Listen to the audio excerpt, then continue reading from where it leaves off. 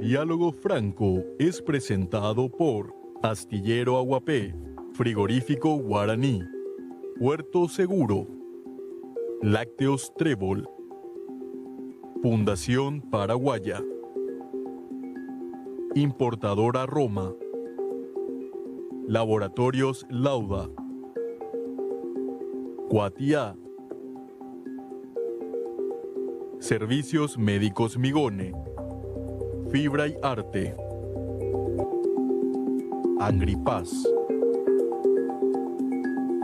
Frigorífico Neuland, Urba Inmobiliaria, La Criolla, Viesa S.A.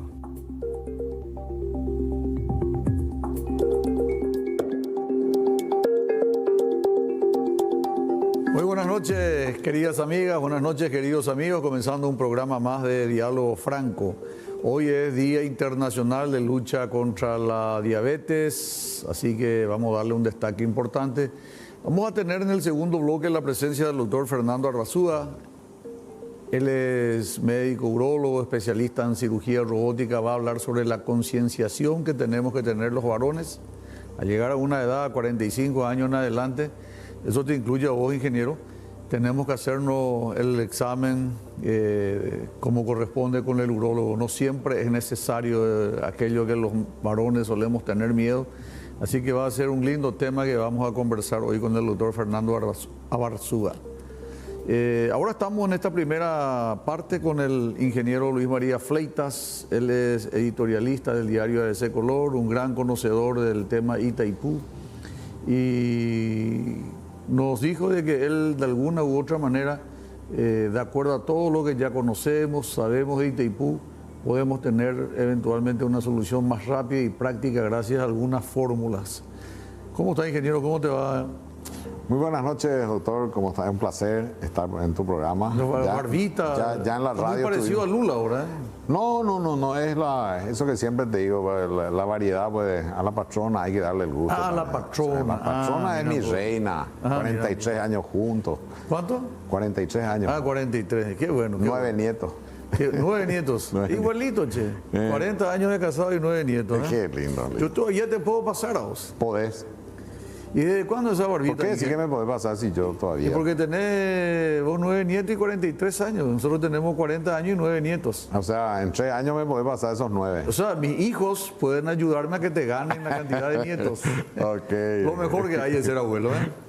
No hay nada mejor. Una alegría. Sí. Bueno, ingeniero, tenemos poco tiempo, así que la gente está para escucharte. ¿Qué tenés para compartir con la audiencia de Francamente? Aparte de tu barba nueva, ¿qué tenés para compartir de nuevo con respecto al tema de Itaipú? Bueno, el tema de Itaipú es inagotable. Si vos enfocás, hay dos formas de enfocarle. El aspecto difícil, que los sustentadores del atraso y del continuismo lo enfocaron así, o de la forma sencilla, que nosotros venimos haciendo ya hace unos años, y donde nuestro objetivo es ganar dinero. O sea, de los excedentes que Paraguay no usa hoy, vender al mercado y ganar más plata. ¿Y por qué no se hace eso? Y porque no hay voluntad. Hay una estrategia bien elaborada por el laboratorio de Itamaraty, donde ellos lo único que les interesa es llevar la energía y por supuesto llevar una energía a bajo costo. Entonces ellos, siempre digo yo, ellos hicieron un doble negocio. El negocio financiero al financiar la obra y los recursos ser de ellos, de los bancos de ellos, y donde ellos ganaron intereses. Es cierto. Y el otro es el lucro de la energía limpia, segura, de Itaipú, que ayudó al desarrollo brasileño. Totalmente. Desde la década de los 50, donde Juscelino Kubitschek ya había visualizado la sustitución de importaciones, y las industrias de San Pablo se nutrieron de la Itaipú desde el 84. Ese es otro tabú que hay que derrumbar. La gente pone ahí 86 la generación. Son 2 años que les regalamos energía, pero ya generaba Itaipú desde el 84. Es correcto. Entonces, el enfoque que queremos hoy hablar de una forma sencilla es cómo ganar más en Itaipú y qué consenso ya hay al respecto. Hay un consenso, hay un PowerPoint que podemos ir Adelante, vamos pasando a poner así, el PowerPoint, por medio favor. vuelo de pájaro. Y todo se inicia, estos nuevos escenarios. Adelante. Y vamos a ir. Bueno, estas son las informaciones generales. 50 años en el 2023. El Tratado de Itaipú sigue vigente. Hay un anexo C, que es la que se puede revisar según el tratado. Pero hay una sorpresita. perdón, Hay una sorpresita. Ya me adelanto, doctor. No, Ya es que sé se puede. Estamos todo obligados. se puede. No, ese estamos obligados. Estamos obligados Pero- porque tiene un verbo imperativo, será Ok. revisado. Pero hay otros que sí se pueden, o sea, todo el tratado se puede y Claro. eso quiero mostrarles. Adelante. Esas son las reuniones que hicimos en varios estratos de Cámara de Diputados, senadores, grupos de técnicos, ingenieros de todos los sectores, de todos los partidos. Mucha discusión, mucha discusión. Por ejemplo, uno de los conceptos que para los brasileños y para los brasileristas, los de 60, ingenieros de 60 Hz, que yo le llamo que es la frecuencia brasilera, el tratado es vitalicio.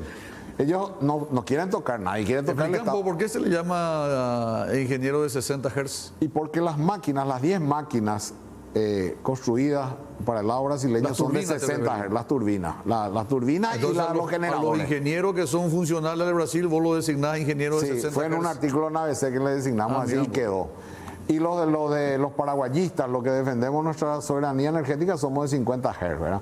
Ahí en el artículo 3 del parágrafo dice, el estatuto y los demás anexos se podrá modificar de común acuerdo por los dos gobiernos. O sea, nada, ahí ya dice el estatuto y los demás anexos. O sea, todo el tratado, hasta la última coma o tilde, vos podés revisar de común acuerdo con los Correcto, estados. es correcto.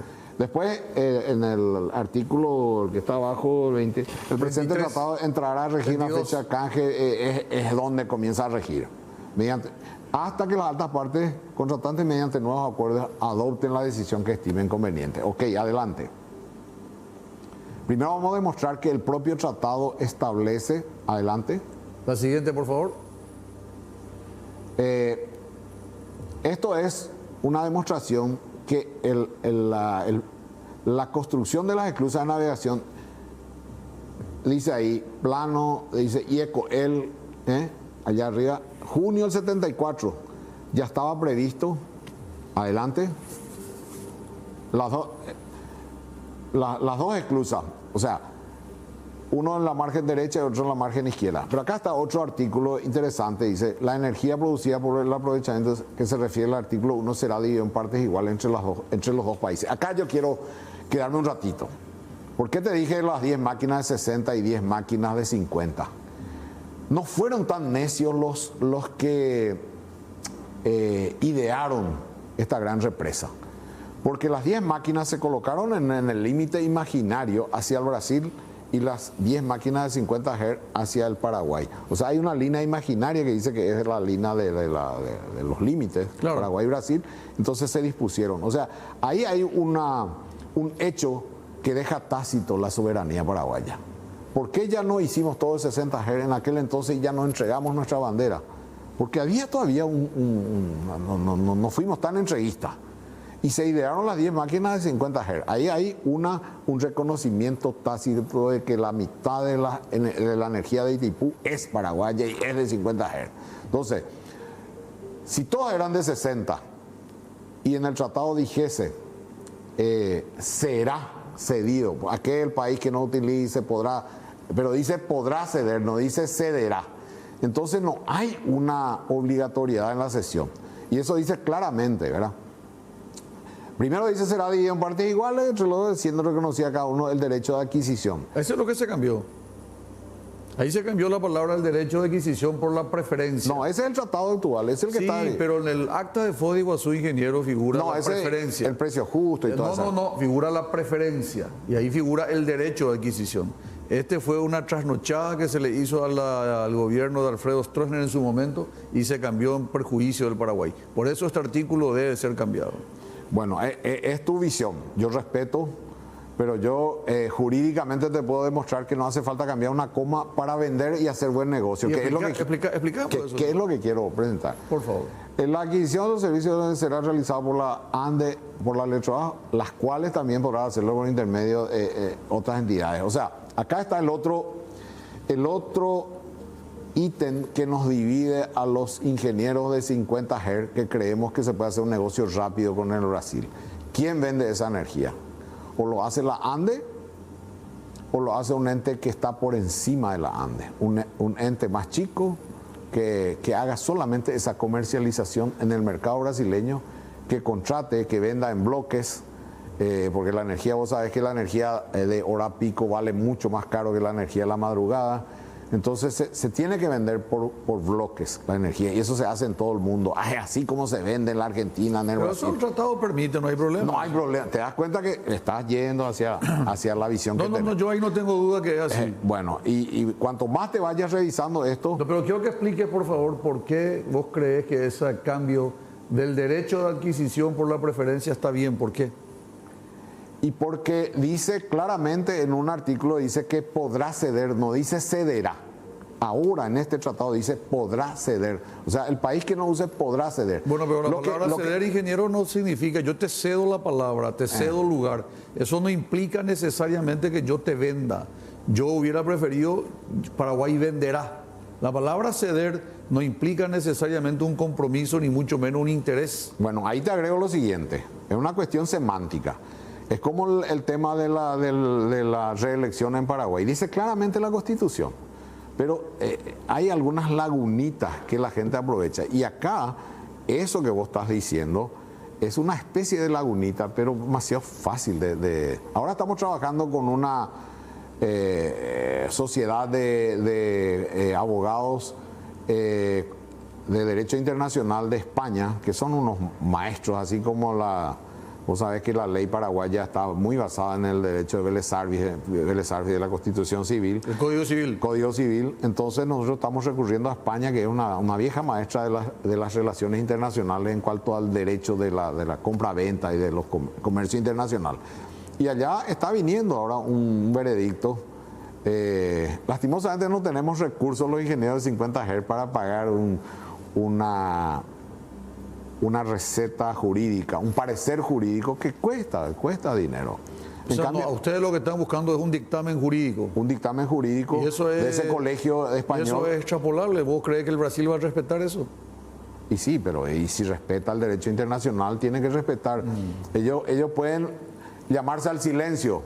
Pero como dijo Jeffrey Saga, quien vos trajiste, Yo no lo creo. ¿eh? mira, si en todo caso, si nos sentamos y no conseguimos hacer un buen negocio con el Brasil, recurramos a la siguiente instancia, que es recurrir a un árbitro. Eso sí, Y un árbitro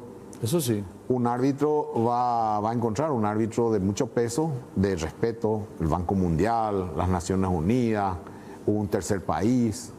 Entonces sí o sí se tiene que escuchar. Como dijo Jeffrey Sachs en el Banco de Fomento en el 2012 y le aplaudimos.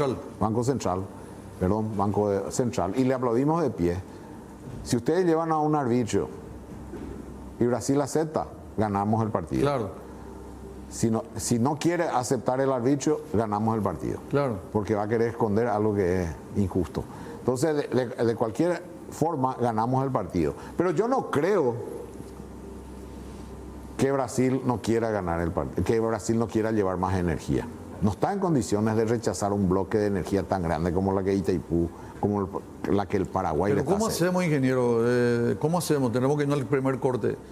¿Cómo hacemos para que Brasil nos pueda pagar más? Porque tu presunción diagnóstica es que vos tenés los elementos suficientes, incluso dentro del mismo tratado, para hacer que Brasil nos pague más. Si hoy Brasil está pagando 8 o 9 dólares por cada megawatt hora, lo ideal es que nos pague 30, 40, tampoco vamos a pedir 80, 100, ¿verdad? Claro. Por lo menos ir teniendo un precio de mercado.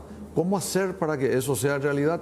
A la vuelta de la pausa, el ingeniero Luis María Fleitas va a intentar develar ese misterio de cómo hacer más eficiente la negociación del Paraguay con el Brasil de frente al 2023.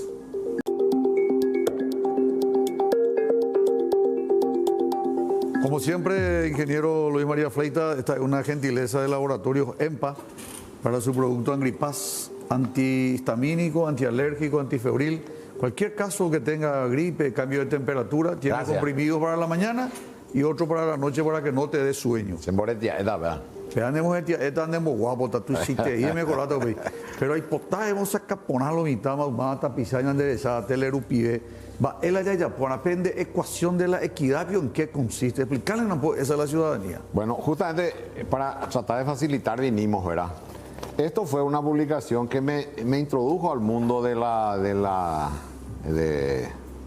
mundo periodístico, el mundo del análisis, de la energía. Y es del 2002, acá está, el 22 de septiembre, 22 de septiembre del 2002, y dice la ecuación de la equidad, ¿verdad? ¿Qué consiste eso? ¿Eh? ¿Qué consiste? Y bueno, sencillo, acá se hace una relación. Yo le relaté en forma coloquial a Ramón Casco Carrera y le dije, vamos a suponer que yo tenga una estancia y entre mis animales tengo ovejitas, cabras, y le digo a mi capataz, Yayucaco Bujarepeti oveja, ahí ya poñande, y él mata a la ovejita que es de mi propiedad, que está dentro de la estancia, y comemos él y su familia. Y después le digo yo, bueno, cuando haya pagado miti. Eso tal vez sea igualdad, pero nunca va a ser equidad. Claro, muy bien, brillante. Bueno, entonces, cuando yo le redacté eso, ¿y cómo entonces plantearía? Me dice Ramón. Y yo tengo una fórmula. ¿Y cuál es la fórmula? Y voy a ecuacionar las variables económicas del Paraguay y poner un es igual ahí. Pero nunca 8 va a ser igual a 1000, ¿verdad? Porque Brasil es 1000 y Paraguay es 8, por decirte. Entonces, vos tenés que agregarle al 8 o al número que tenga acá Un factor de K, corrección. un factor de compensación que te dé esa... la igualdad nunca va a ser posible porque las variables económicas del Paraguay, repito, no son iguales a las de Brasil. Un país continente, 200 millones de habitantes, Correcto. Producto Interno Bruto, diferente al Paraguay. Pero ese factor K es un factor de equilibrio y ahí ya pasa la fórmula a llamarse ecuación de la equidad. Eso fue en el 2002. Vos le trajiste a Jeffrey Sachs en el 2012, 10 años después, y él mejoró esta ecuación, pero no hizo nada diferente. Él mejoró, puso más variables, puso sigma, él analizó las canastas, pero es la misma cosa, es la misma. Después, esto ya es del 2020. Yo me daba cuenta que después de que Miguel Carter haya presentado en el 2017 su revisión de la fórmula de Sachs, él encontró que era más dinero todavía lo que Paraguay había perdido con la mala venta o la cesión de la energía. 87.000 millones Sí, de dólares. en aquel entonces, en el Es lo que 2017, Paraguay era dejó de 70. ganar por una mejor oportunidad de negocio. Exactamente. La energía mal vendida, por llamarlo así. Y bueno, O cedida. o cedida. Para llamémosle como corresponde, como dice el tratado, la energía cedida. Entonces yo, una vez soñando, eso me suele ocurrir, tengo visiones así y ahí yo descubro la ecuación o la vida. Y ecuacioné una fórmula que era un punto que se abría en el tiempo y en el espacio y era espacial. Y las pérdidas, aplicándole los mismos números de Jeffrey Sachs y de Miguel Carter, tendía al infinito. Entonces yo eso tengo que llevar a una fórmula.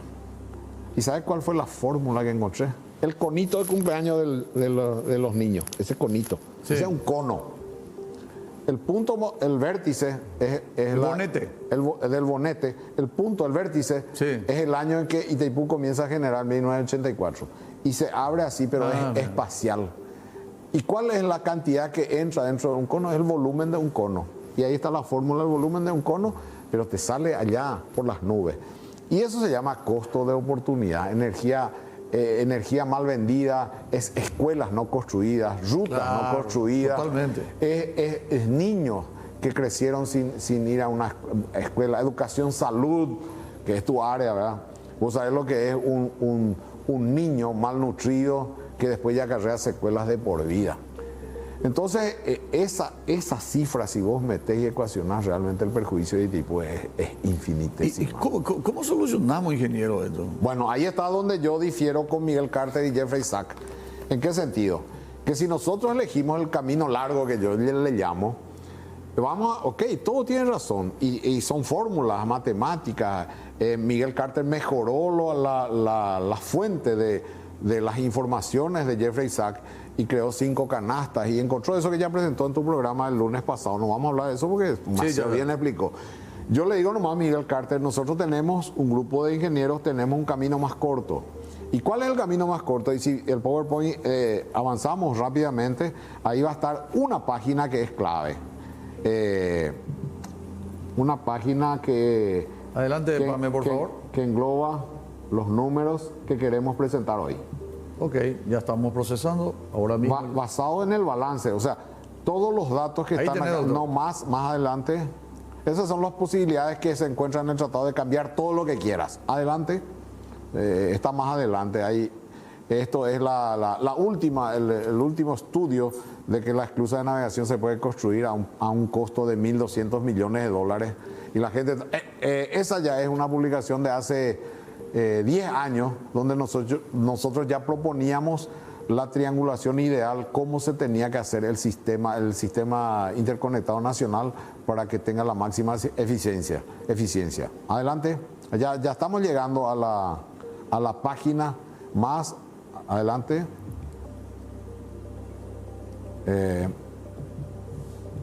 Ahí está, esa es la... Ahí puede pasar al ingeniero y mostrar. Bueno, es una primera aproximación. Ustedes saben que Paraguay puso 50 millones de dólares para la construcción de Itaipú. Brasil 50 millones. Ni ese 50 millones no teníamos y nos prestó Brasil. Bueno, ese capital inicial que pusimos para construir Itaipú genera una utilidad de capital que es la que aparece en los balances, un promedio de 51 millones por año. Después está un concepto que es resarcimientos por cargas administrativas, que es lo que la Itaipú le paga a la ANDE por administrar, entre comillas, el proyecto o la interligación con el sistema paraguayo. Después están los royalties. Esos royalties no es otra cosa que el pago por territorio inundado. Eso se llama royalty. El servicio a la deuda, que es lo que vamos a descansar ahora en el 2023, que ya descansamos este año, pero se hizo ese arreglo hasta diciembre y conseguimos unos 200 millones de dólares y felices nosotros, una migaja. Bueno, y acá está lo que yo planteo en esta nueva idea. Estos son los gastos del último balance que yo agarré, que son todos iguales, porque todos los años sale 3.291 millones. Entonces, este es el costo de los gastos de explotación. ¿Qué incluye eso? Todos los tornillos, bulones, repuestos, gastos de salario de los empleados, de las contratistas. Costo operativo. Costo operativo, que son 850 millones. Yo le resto solamente los gastos sociales. 158 millones de dólares que repartido en dos estados y quedan 700 millones. El saldo de explotación, que nunca se gasta todo lo proyectado para el año siguiente, siempre hay, este año era un excedente de 158 millones. Vamos a suponer que somos demasiado eficientes y ese año los excedentes que no usamos solamente va a ser de 100 millones. Entonces, y acá ya tenemos que olvidarnos de la energía cedida. ¿Por qué? Porque vamos a vender ya ahora la energía. Entonces, todo esto es posible y es fácil de bajar los costos. Entonces, el nuevo costo de Itaipú, en vez de ser 3.291 millones, se va a 1.034 millones, ¿verdad? En el siguiente cuadro, vamos a usar otra hipótesis. Si vos analizás los 37 años de generación de Itaipú, voy a hacer una separación. Los primeros años donde había solamente 18 máquinas generando, tenés un promedio. Si vos usas las 20 máquinas, nunca, salvo raras excepciones, se produjo menos de 90.000 megawatts año. O sea, nunca se produjo menos que este. Entonces agarrar el promedio y en vez de usar la potencia, hay gente que no le gusta que se use la energía, pero si lo que vos llevas a tu balance es la energía, ¿por qué vas a llevar potencia si tu potencia es la posibilidad de que vos hagas algo? Tu potencia es tu camión que puede alzar 10.000 kilos, pero si vos alzás 12.000 todos los años y tu flete va a ser más lucrativo y usás mucho tiempo, claro, 365 días al año, entonces usa tu energía, los ingresos reales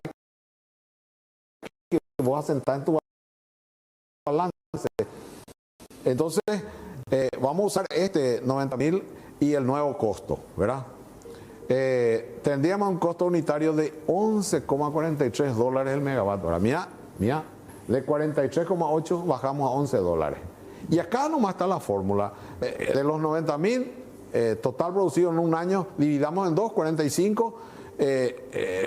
Lo que usaremos en el 2022 teórico, 20.000 megavatios, creo que no llegamos todavía a eso. Resta 45 nuestra energía, te queda 25.000 megavatios. Multiplicar por la nueva tarifa, con los nuevos costos. ¿Y cuánto te da? 25.000 megavatios a $11,43 megavatio y te da 1.250 millones. Y eso, si la ANDE no tiene esa plata, quiere decir que ya estamos hablando de otro tema que me gustaría analizar también en tu programa, pero que me des otro tiempo. Y yo ya acá comencé en el 2009 esto. ¿Qué dice ahí? La ANDE, una empresa inviable. Yo ahí coincido contigo que la ANDE es un nudo de botella que tenemos que solucionar. ¿Por qué le llamo yo? Porque nadie sobrevive en un mercado si pierde 30%. Ingeniero, infelizmente tenemos... Sí, yo sé. Tenemos que irnos, ¿verdad? Por eso no quería entrar a este tema de la ANDE, pero es una realidad y tenemos que analizarlo. Y bueno, yo no sé si se entendió ese cuadro ahí. Podemos ampliarlo en otra oportunidad y bueno, con todo gusto, estoy a disposición. Ingeniero, te invito, antes que te retire, este lunes es el acto de lanzamiento del libro del doctor Marcos Pérez Talia. Estuvo varias veces con nosotros compartiendo aquí en el canal el libro El cambio de los partidos políticos en el gobierno y en la oposición. El doctor Marcos Pérez Talia es un científico, catedrático de la Universidad de Rosario. Ahora está cursando sus estudios en Valencia, España, y escribe un libro sobre el momento. Este libro es desde el año 2003 hasta el año 2018, muy actual. El lunes se lanza el libro, así que muy recomendado. Vamos a estar ahí. Importante que estés. Sí. Vamos a un corte y regresamos inmediatamente con el doctor Fernando Abarzúa. Vamos a hablar sobre el cuidado que tenemos que tener los hombres Noviembre Azul. También estamos con el doctor Fernando Abarzúa, ya en esta parte final, doctor, también por vos como médico. Esta es una gentileza de laboratorio EMPA Angripaz. Gracias, Fer. Antihistamínico, antifebril, en estos casos de gripe, de repente de mañana fresca, tarde calurosa, se produce cuadro gripal y bueno, nada mejor que Angripaz. Doctor Fernando Abarzúa es un capo vasco, es un cirujano paraguayo formado en el extranjero, en Estados Unidos, también en Japón. Uno de los pocos en América del Sur que hace cirugía robótica, él va a explicar en su momento. Pero realmente es un lujo tener un compatriota, un paraguayo de tanto prestigio dentro de la medicina a nivel internacional, reconocido en el concierto de las naciones y respetado por su capacidad profesional. Doctor Fernando Abarzúa, este Noviembre Azul que tan generosamente nos obsequia el calendario como para que, así como en octubre rosa las mujeres eran la prioridad, este Noviembre Azul para que los varones podamos consultar. ¿Por qué los varones somos más reacios a la consulta? ¿Y qué es lo que debería consultar? ¿Por qué debería consultar un varón mayor de 45 o 50 años? Bien, primero que nada, muchísimas gracias, Federico, por la oportunidad de siempre de estar en tu programa y con tu audiencia. Sí, evidentemente el varón es bastante conflictivo en el momento en que debe decidir el ir a una consulta médica. ¿Qué es lo que yo puedo percibir recientemente? Es que afortunadamente, gracias al trabajo de los medios de comunicación, al trabajo tuyo, al trabajo de las redes sociales, esto gradualmente se va disminuyendo a través del tiempo. Afortunadamente, existe cada vez más una mayor concienciación a nivel del varón, quien ya a las edades apropiadas ya comienza a acudir al urólogo, porque se ha visto de que evidentemente en circunstancias o situaciones puntuales, tales como el cáncer de próstata, la prevención es tremenda. Y que básicamente el mensaje que siempre doy es que ha cambiado tanto la práctica médica que hoy por hoy ya no necesariamente implica un examen físico la primera visita al urólogo, sino que existe una serie de etapas que van desde la primera consulta, el conocer al paciente, solicitar ciertos análisis en la sangre como el PSA o el antígeno prostático específico, y que a partir de ahí se va a iniciar toda la cascada de métodos diagnósticos si fuese necesario. ¿Cuáles son los síntomas? ¿Cómo una persona, un varón, 45, 50 años, puede presumir que es prostático? ¿Qué es lo que aparece? Bien, muy buena pregunta, y primero que nada dejar bien sentado y bien claro que el cáncer de próstata no da síntomas. Ese es el primer mensaje. Bueno, final. pero para que la gente pueda consultar, Claro. para no llegar al cáncer de próstata. Mira, básicamente la glándula prostática a través del tiempo va creciendo Eso bajo... se llama prostatismo, ¿verdad? Prostatismo, sí, es la gran denominación.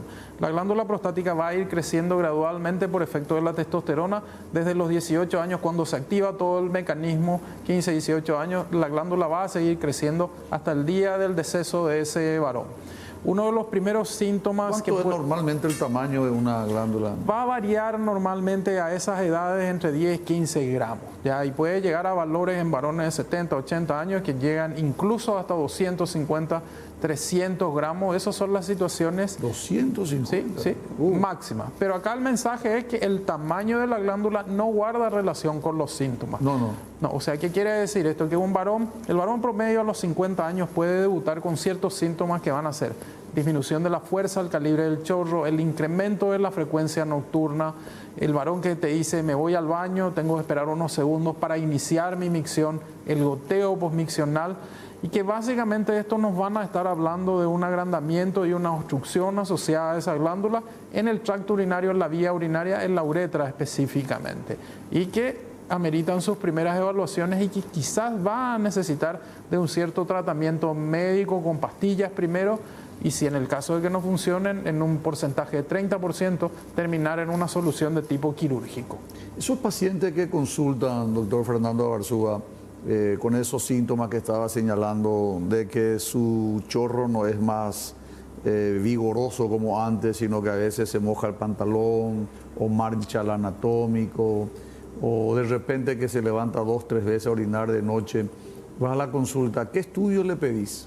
Y básicamente yo le voy a pedir un PSA, porque el PSA es lo primero que me cuenta sobre la salud de la glándula prostática. No es un marcador de cáncer, salud prostática. Segundo, voy a pedirle algún estudio complementario como una ecografía del tracto urinario, una ecografía en donde voy a evaluar los riñones, voy a evaluar la vejiga, cuánto se llena la vejiga, cuánto queda dentro de esa vejiga cuando yo le pido que vaya a orinar. Voy a medir también en el mismo estudio el tamaño de la glándula prostática, y avanzando un poquitito más puedo pedirle otro estudio específico que es una flujometría, que el paciente orina en un dispositivo electrónico que mide el caudal de orina en segundos, y eso básicamente sería en forma abreviada lo que yo le pediría a ese paciente en ese momento. O sea, no siempre ese temor que tienen algunos hombres de no hacerse revisar por temor a que le revisen la parte íntima, se puede obviar esa parte entonces. Sí, y básicamente, o sea, es bastante, o sea, no es pensable que en la primera visita uno llegue a eso. Probablemente va a hacer una verificación primero de los síntomas, va a poner en la mesa todos estos estudios, comparar el PSA. Si uno lo encuentra fuera de rango del PSA, probablemente le pida repetir ese PSA. Y hoy por hoy también existe una tendencia mundial que es solicitar otros estudios, como una resonancia magnética, que nos va a mostrar qué está sucediendo en la parte más íntima de esa glándula, y que nos va a permitir definir, estamos lidiando con una situación benigna, un proceso inflamatorio o un cáncer. Y si yo sospecho que es cáncer, obviamente indicaré otros estudios como la biopsia.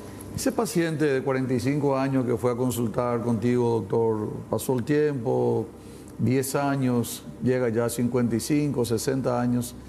¿Qué otro estudio hay que hacerle, por ejemplo, para evitar justamente que esos síntomas que era por problemas de agrandamiento de la glándula terminen en un cáncer? ¿Qué estudio hay que hacer o cada cuánto le vas a chequear a ese paciente para evitar que llegue a un cáncer? Bien, acá definir también que la parte hereditaria es extremadamente importante.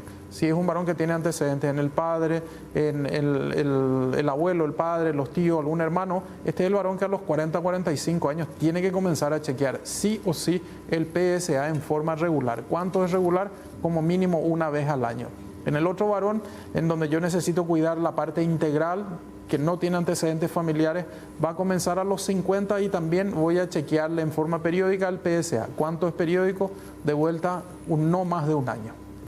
Valores sanguíneos. La familia Ojeda de Fernando de la Mora está viendo el programa y está informando que está con un problema y en estos momentos no tiene provisión de medicamento en el IPS para su cáncer de próstata. Qué situación lamentable que uno esté pagando durante toda la vida y que cuando llega el momento que necesita, de repente tu seguro, en este caso IPS, no te permita acceder a un medicamento que podríamos coincidir en que es básico para un paciente mayor de, no sé la edad del señor Ojeda, pero probablemente sea un señor de 60, 70 años de edad. Qué lamentable. Doctor Fernando Abarzúa, antes de ir al corte, ese mismo paciente que consultó a los 45 años, que se le dio los medicamentos, que llega a los 60 años, le va a hacer otro estudio ahora. ¿Qué actividad o qué recomendación higiénico-dietética fuera de la medicación es importante que ese paciente cumpla como un coadyuvante? Algo que le pueda ayudar, por ejemplo, no estar sentado mucho tiempo. ¿Qué más se le recomienda al paciente prostático? Se le recomienda básicamente el cuidado y control estricto del peso, el síndrome metabólico, o sea, todo lo que sea diabetes, hipertensión, Hoy hipertrigliceridemia. el Día Internacional de Lucha contra la diabetes. Claro, todos estos son factores negativos para la salud El prostática. paciente diabético es peor. Claro. Después, la parte de la actividad física. El varón tiene que tener una actividad física regular, diaria, como mínimo 30 minutos, que es extremadamente saludable para la salud prostática y pelviana principalmente, la caminata activa. Y después, en un tercer lugar, la dieta en donde incorporar ciertos alimentos, tales como el consumo de tomate en todas sus formas, natural, en forma de salsa. Después el incorporar... El tomate es bueno. El tomate porque contiene una sustancia, el licopene, que ya está demostrado científicamente en estudios poblacionales que reduce el riesgo, o sea, que actúa en forma beneficiosa en la salud prostática. El té verde, el green tea, que es de Asia, también tiene un rol benéfico. Y en la dieta cuidar lo que es el consumo de los ácidos grasos saturados. Todo lo que viene del asado, esa grasa que tanto nos gusta a veces, que le da un buen sabor a la carne, todo eso hay que cuidar un poco y balancear. O sea que todo este sería el enfoque global para los cuidados de la salud prostática. Muy bien, nosotros nos vamos al último corte y regresamos a la parte final de la programación del día de la fecha con el doctor Fernando Abarzúa. Vamos a la parte final de la programación del día de la fecha. Están enviando algunas preguntas a la familia Rey de Ayala Candia, zona norte. Fernando de la Mora también se manifiesta. Mucha gente de Villa Lisa también enviando su pregunta. Acá algunos preguntan el tema de la biopsia. ¿En qué caso está indicada la biopsia, doctor Fernando Abarzúa? Tenés un valor de PSA fuera de rango, ¿ya? Vos le hiciste a este varón una resonancia magnética pelviana multiparamétrica y en la resonancia te muestra una lesión sospechosa. ¿Cuáles son las lesiones sospechosas? Va a leer en el reporte una lesión PIRA 3, 4 o 5. Si es 5, ya las chances de que ahí haya metido un cáncer son tremendamente altas, 90%.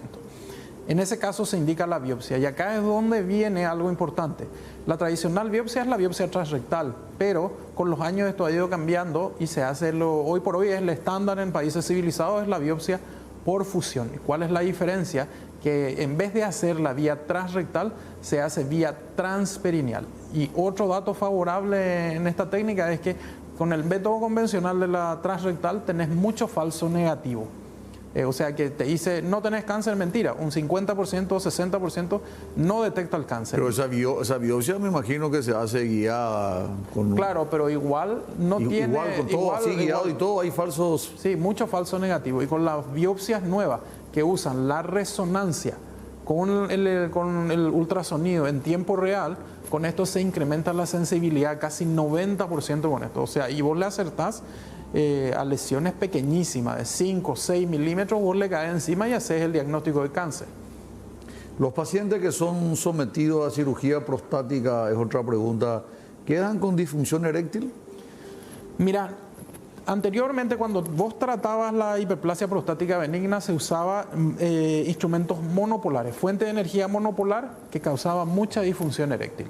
después esto progresó, apareció las cirugías bipolares, la RTV bipolar, y lo que hoy por hoy se hace en el mundo civilizado es todo cirugías con láser, las enucleaciones con láser, en donde esto tiene 0% de probabilidad de que haya disfunción eréctil asociado al procedimiento quirúrgico. Dijiste, doctor, en 2 ocasiones la palabra mundo civilizado. ¿Nosotros estamos dentro del mundo civilizado o estamos...?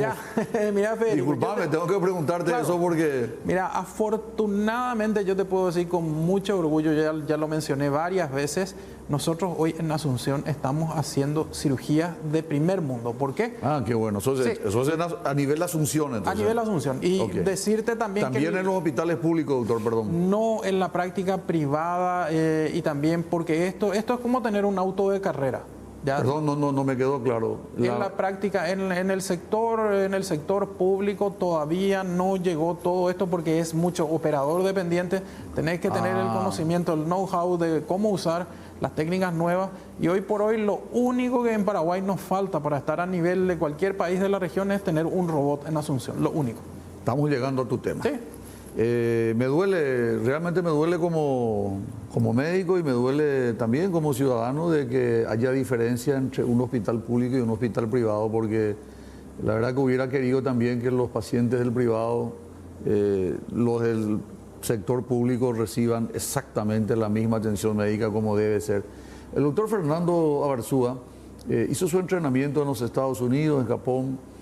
No tenemos todavía en el Paraguay la cirugía robótica, que consiste, él va a explicar en qué consiste, pero en términos sencillos, para darle la palabra al doctor Abarzúa, es operar desde acá o operar desde un avión o desde su oficina en cualquier parte del mundo, y la máquina, el robot, es finalmente el que opera, con el cual se disminuye prácticamente a cero los efectos negativos. No tenemos todavía robótica. ¿Y en qué consiste la cirugía robótica, doctor Fernando Abarzúa? Mira, todavía lamentablemente no tenemos en Paraguay. Yo estimo que el año próximo estamos en campaña de tratar de traer un robot. En el mundo afortunadamente surgieron más de un fabricante. O sea que hoy, hasta hace un tiempo, solamente la compañía Intuitive de los Estados Unidos tenía el monopolio de esto. Hoy ya en el mercado hay varios robots, están los robots ingleses, el robot japonés, hay un robot alemán también, y se amplió la posibilidad de oferta en el mundo y nosotros estamos tratando de conseguir a uno de estos competidores. ¿En qué consiste básicamente el método? Explícale por la audiencia, por favor. Bien, es cirugía laparoscópica asistida por un robot.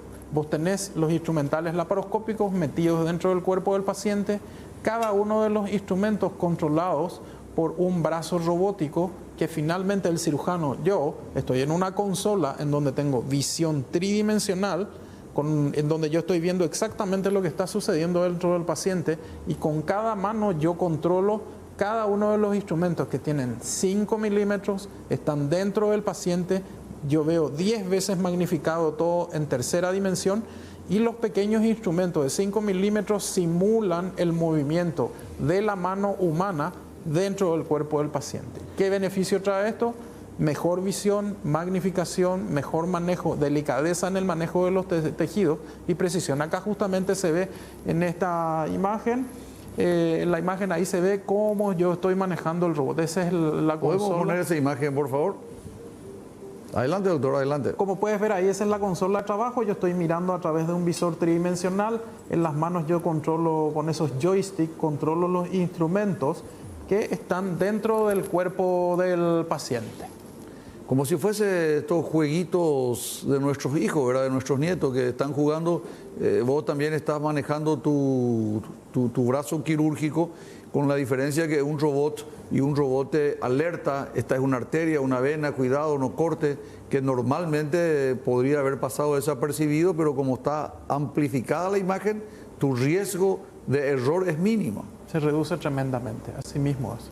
Esa es la gran y con verdad. ello desaparece la impotencia, que era una de las complicaciones. Sí, mira, con esto, si el cáncer está localizado, porque esto lo empleamos para el tratamiento, sacar la próstata, nosotros podemos preservar la uretra, con esto se conserva la continencia, podemos ver las estructuras nobles, los nervios, en aquel varón que podemos conservarle los nervios se conservan, y que esto finalmente se traduce en una rápida recuperación, rápida reinserción social, buena continencia y erecciones que van a estar mejoradas en relación a otros métodos. Por ejemplo, un paciente puede pagar. ¿Dónde le llevas a operar a tus pacientes? ¿Buenos Aires, Montevideo, Santiago? ¿Dónde? Más frecuentemente los llevo a Montevideo, al Hospital Británico de Montevideo. En un tiempo los llevaba a la Argentina, a Lotamendi, pero por las circunstancias actuales, que es bastante complicado el tema de cambio, el dólar, la mayoría de ellos yo los llevo a operar a Uruguay, básicamente, hoy por hoy. Muy bien, hasta el momento muy interesante todo lo que ustedes están viendo. Ahora viene la pregunta de la ciudadanía. Están preguntando, el cáncer no da síntomas, según acabo de escuchar que manifestó el doctor. ¿Cómo yo puedo darme cuenta? No hay manera, es la consulta precoz. Exactamente, de ahí que tanto insistimos que es la prevención, acudir al urólogo sin temor, porque es muy fácil y es muy práctico. Vas, hablas con el urólogo, esto también está disponible en el sistema público. Vos te haces un análisis de sangre que te lo vas haciendo anualmente, tenés una agenda en donde vas anotando estos valores, y con eso y un buen profesional que te asesore en esto se puede prevenir tanto en el sistema público como en el sistema privado, o sea, no es costoso esto. La familia Ledesma también hace una pregunta, doctor Abarzúa. Estos procedimientos, aparte de cirugía prostática, ¿para qué otra aplicación tiene la robótica? ¿Solamente para próstata u otra parte de la economía también puede operarse? Mira, se usa mucho en cirugía bariátrica, se usa mucho en cirugía coloproctológica. Si explicás lo que es bariátrica para que la gente... Bariátrica es el paciente que desea hacer reducciones de peso.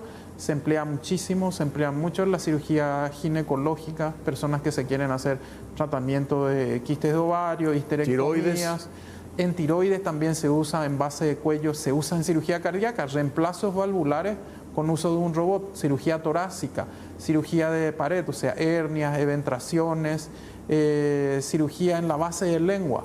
Te puedo hacer una pregunta ya como Federico, como médico.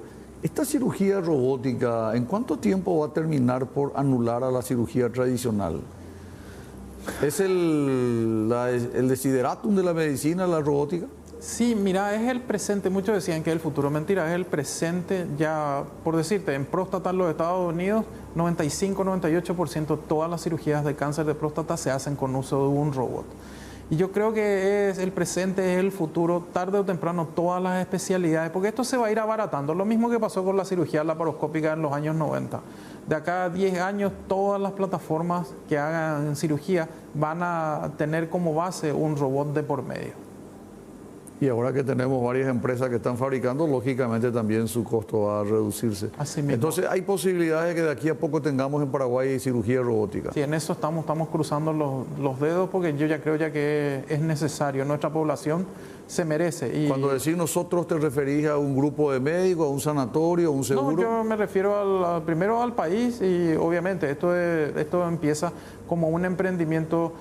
Yo creo que la parte de salud pública va a también meterse, porque yo creo que es algo de interés nacional. Esto no es de interés de un grupo reducido, esto debe traspolarse a todo lo que es salud pública. Tiene que ser la suma de la parte pública con la parte privada, porque el beneficio va a ser finalmente para todos. Claro, el volumen de pacientes es lo que interesa para cubrir los costos de un robot, me imagino, ¿verdad? Tampoco tendría lógica que esté sin ser utilizado.